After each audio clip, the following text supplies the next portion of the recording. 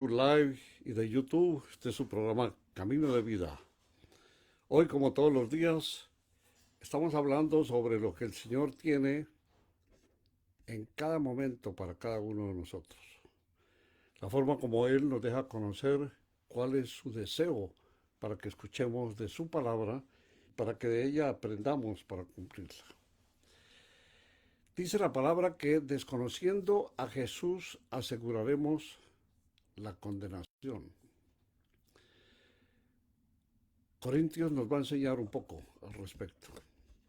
También miraremos cómo, a través de lo que es esa esencia grata de lo que es el mensaje divino, podemos tratar de preguntarnos si nos parece bien comenzar a decir lo que Dios dice.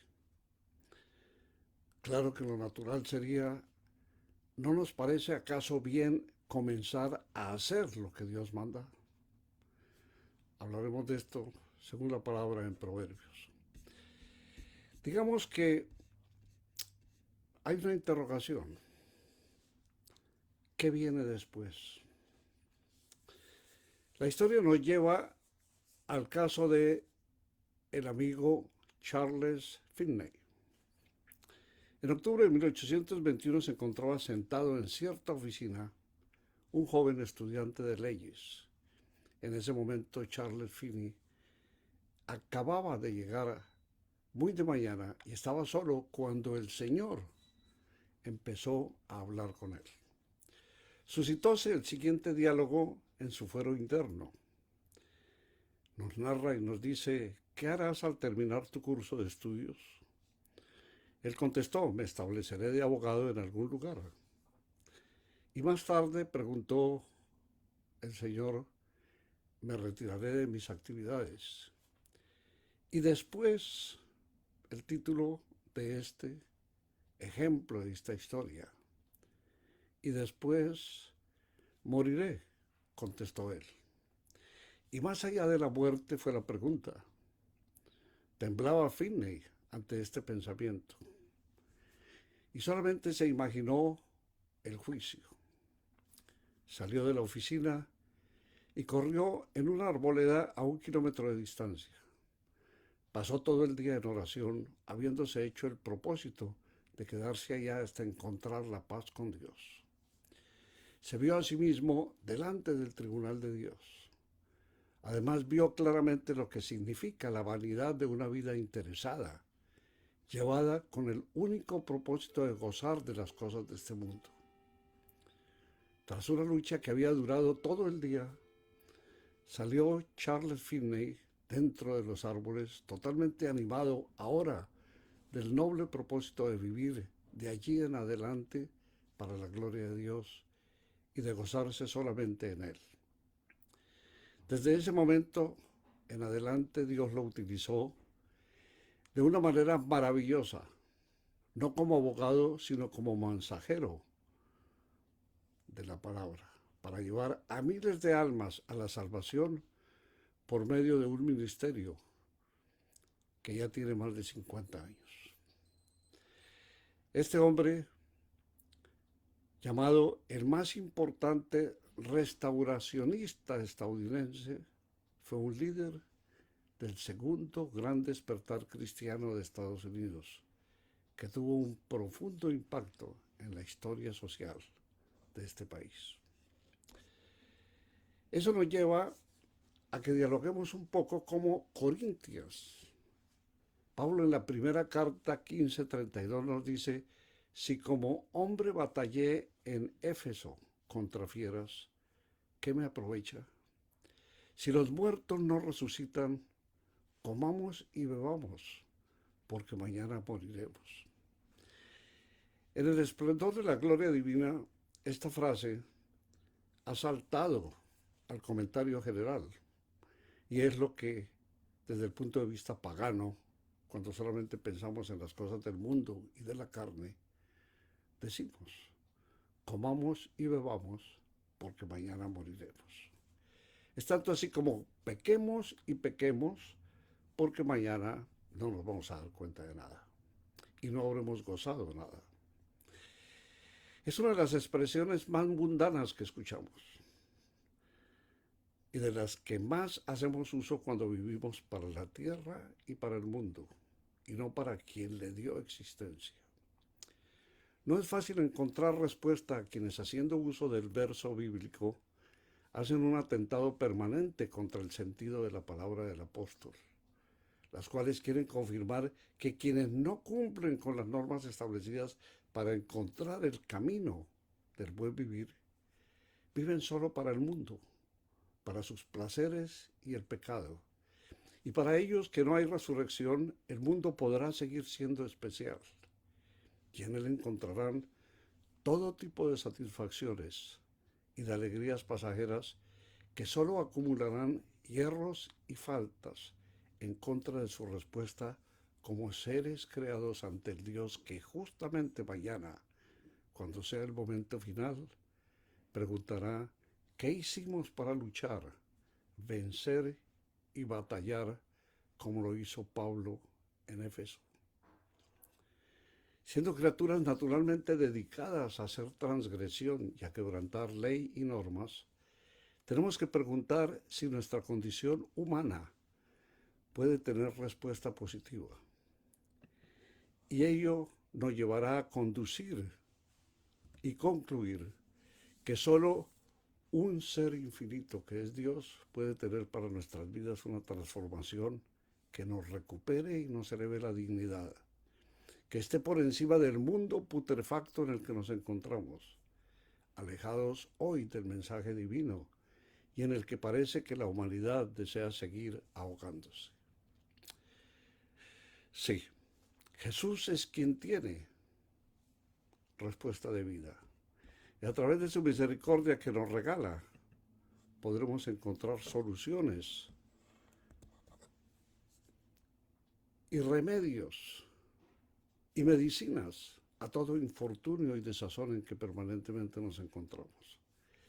Pedirle a Él que nos reconforte y solicitarle que tome a Él su cargo todas nuestras penas y dificultades será el único camino que podremos tomar, ya que solo Él, que es Dios y Señor, puede hacer todo, no algo, todo, para que nosotros podamos aprovecharnos de la salvación que Él nos brinda. Sentir lo anterior nos lleva a clamarle al Señor que tenga misericordia de nuestras vidas y que en ella ponga la fe y la confianza que necesitamos para vivir una existencia santa, que alegre y que complazca al Señor. Seguros del amor del Señor, tenemos que estar en cada momento en que nuestra vida tenga acción y desarrollo, y así podremos esperar el instante en que luego también sigamos adorando, respetando y venerando a quien nos creó y nos ha dado vida natural, material, y ha sembrado en nuestro corazón la esperanza de un amanecer ante su presencia, conforme a su presencia, conforme a su promesa para salvación eterna. Es el mensaje que el Señor tiene para nosotros hoy. Es el mensaje que nos permite que podamos estar mirando hacia la deidad de quien, como Señor único, es el que todo lo provee y que todo lo concede conforme a su voluntad. Miramos ahora, ¿te parece bien comenzar a decir lo que Dios dice? ¿Te parece bien comenzar a actuar como Dios quiere y manda? ¿Te parece bien que tú debes empezar a hacer lo que Dios ha ordenado? Nos dice la palabra en Proverbios 18:21. Del fruto de la boca del hombre se llenará su vientre, se saciará del producto de sus labios. La muerte y la vida están en poder de la lengua, y el que la ama comerá de sus frutos. En esta relación que el Señor hace para que nosotros podamos entender que en la lengua hay poder de vida y muerte, es como comenzamos a ver el que no debemos hablar sin pensar. y no decir nada que contradiga la palabra del Señor. Estos principios sencillos no son solamente buenos guías para la vida, porque son asunto de vida o muerte. Y en ese aspecto es donde el apóstol nos pone la atención y nos llama para que confirmemos que la Biblia afirma: en la lengua hay poder de vida y muerte. Esto quiere decir que puedes bendecirte con lo que dices. Todos los que invoquen una bendición lo harán por el Dios de la verdad. Y olvidaré la maldad de los tiempos pasados. Nos recuerda Isaías 65. Fíjate en dos detalles importantes de este verso. Los tiempos, empecemos a mirar. Tus propias palabras tienen más poder para influenciarte que las de cualquier otra persona. Tal vez no lo hemos pensado. Pero es cierto, cuando nosotros nos convencemos, cuando conversamos con nosotros mismos, tenemos un punto de referencia mucho más sólido que si lo escuchamos decir de otra persona. Por lo tanto, ponemos más atención.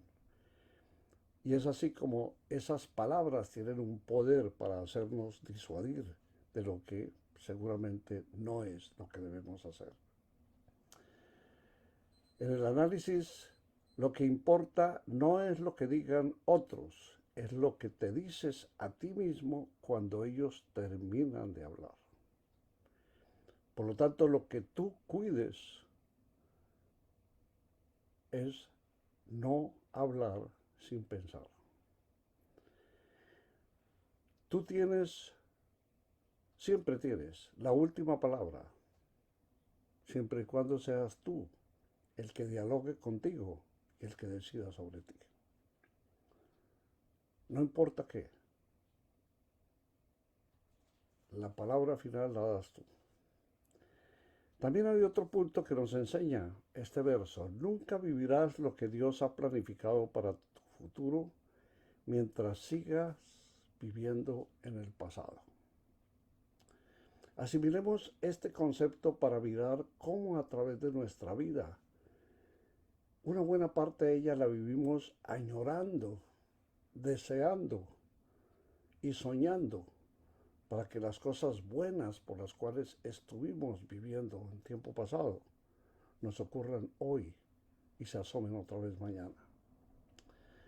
Pero aquí dice, nunca vivirás lo que Dios ha planificado para tu futuro mientras sigas viviendo en el pasado, lo cual nos lleva a entender de que el hoy es hoy y es lo que estamos viviendo. El mañana el Señor nos presentará qué y cómo lo ha hecho, su palabra nos lo dice. Y no añoremos el pasado. El pasado pasó. Es tiempo pasado, es tiempo que ya no podemos regresar. Y es tiempo que el Señor nos pide que no estemos pensando en el pasado. No puedes deshacer tu pasado, así que no lo revivas una y otra vez en tu cabeza. En ninguna forma.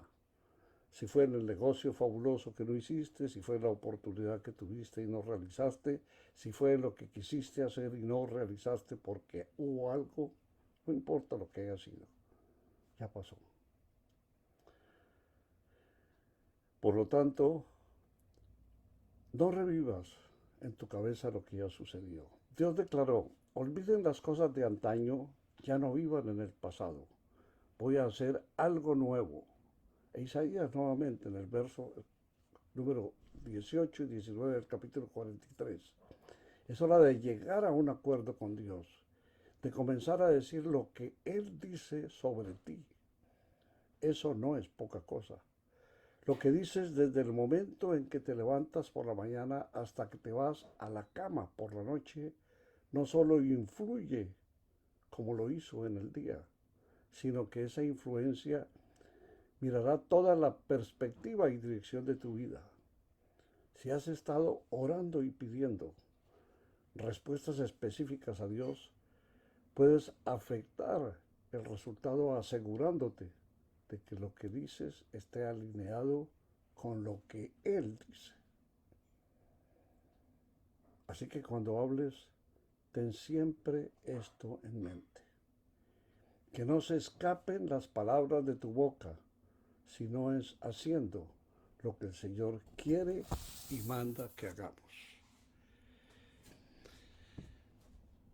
El individuo que ha pasado por un verdadero arrepentimiento está dispuesto a que se sepa lo que se ha arrepentido, que era un pecador. Mientras nosotros no reconozcamos que somos pecadores, va a ser muy difícil que podamos arrepentirnos de nuestro pecado, porque siempre estaremos pensando que lo que hicimos fue bien hecho. Y este hombre, Charles Finney, nos dejó esa frase, una frase que debemos conservar en nuestra mente. Reconozcamos ante el Señor y ante el mundo que somos pecadores y que necesitamos su perdón. Orémosle al Señor, digámosle gracias, Señor, por darnos a conocer que solo tú eres digno para recibir alabanza y honor sin fin. Gracias por ser Dios y por ser el Señor y luz del universo. Loor y honor a ti, Padre Dios e Hijo único, omnipotente y Salvador, por tu generosidad y por el favor de brindarnos tu Espíritu, que es divino, al interior de nuestra existencia, conforme sea tu voluntad. Oramos en el nombre sagrado de Cristo Jesús Salvador. Amén. Muchas gracias.